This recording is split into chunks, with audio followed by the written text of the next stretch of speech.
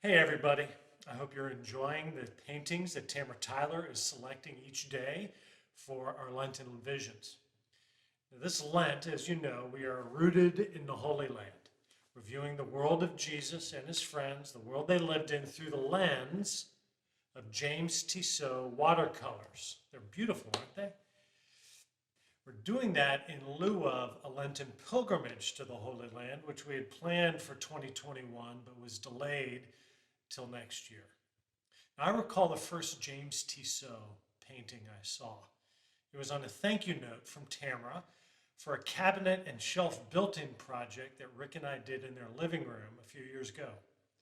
The picture on the card was of Jesus as a teenager, apprenticed to his dad with a slab of walnut on his shoulder in the streets of Nazareth. And the painting was so lifelike with such pathos and realism. I just loved that gritty street scene, vivid sense of dynamism in the picture. I love seeing Jesus doing what he did in his place and time. And I like the picture so much that I took that image and used it in the logo for our Galileans Building Guild here at St. Peter's. We had a few dozen t-shirts made up with Jesus on the cover. Anyway, James Tissot lived from 1836 to 1902, and he enjoyed a great deal of success in his first career as a society painter in Paris and in London in the 1870s and 1880s. He worked to portray the manners and fashions, the ceremonies and pleasures, properties, playgrounds of the rich and famous in France and England. Really some very beautiful paintings. But all of that changed the day he visited the Church of Saint-Sulpice in Paris in 1888. At around the age of 48, during Mass, Tissot had a vision, a mystical experience, after which his work changed. His next painting, called Inward Voices, depicts the vision that he had in the church that day. It's an impoverished couple sitting destitute in the ruins of a building. And beside them sits Jesus, scourged, bleeding, wearing his crown of thorns, and yet present, so present to them to comfort. It's an image of immense empathy. And in your own suffering, you can see him with you, sharing, bearing your heartache. Now, Tissot's vision resulted in a lifelong shift in artistic direction. He became a pilgrim, literally.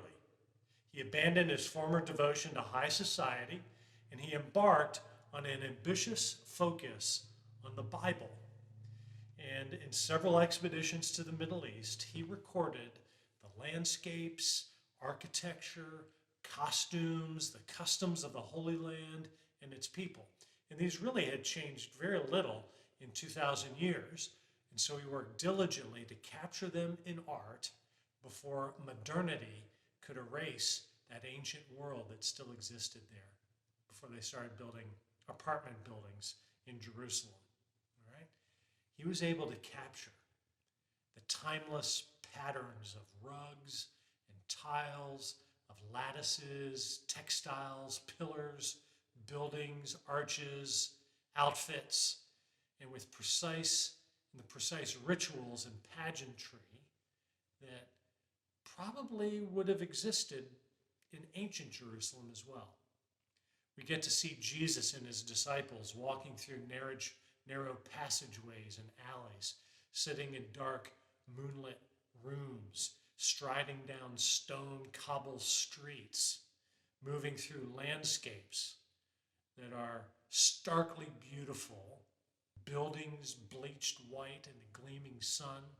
And this careful focus on historical detail makes Tissot's paintings, I think, a vivid feast for the eyes. but they're also quite emotive. His technique was to place himself within the scene as one of the characters in the picture. So you're seeing the Bible story unfold from the point of view of somebody inside the story. And this perspective helps us step into the frame as well, which makes this perfect material for meditation. And so in 2021, we're making our own pilgrimage in these Lenten visions to see Jesus through Tissot's eyes, up through Easter and beyond. That's today's Lenten vision, and I'll see you tomorrow.